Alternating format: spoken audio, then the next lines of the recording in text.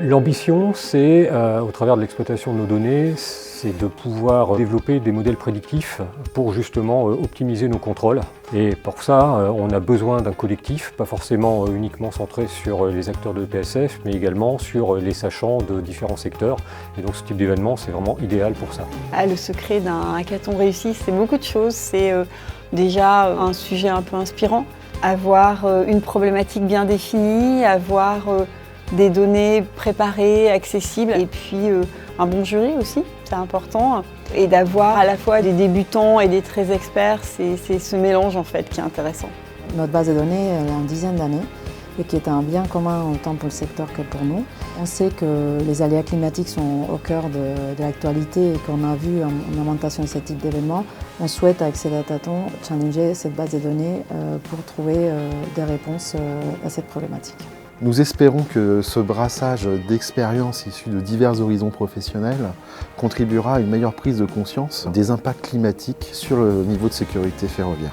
Dans 48 heures, nous serons mieux décidés dans un monde incertain.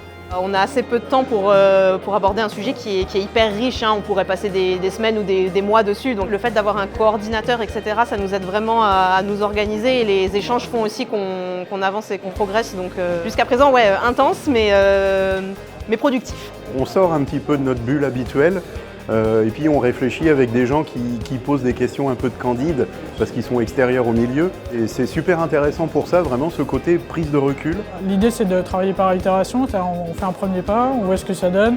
J'espère qu'on aura encore plein de surprises d'ici demain pour avoir une solution vraiment intéressante et gagner. C'est une solution en 2 jours, donc il y a forcément énormément de points à améliorer. Mais ouais, honnêtement, plutôt fier de ce que le groupe a réalisé.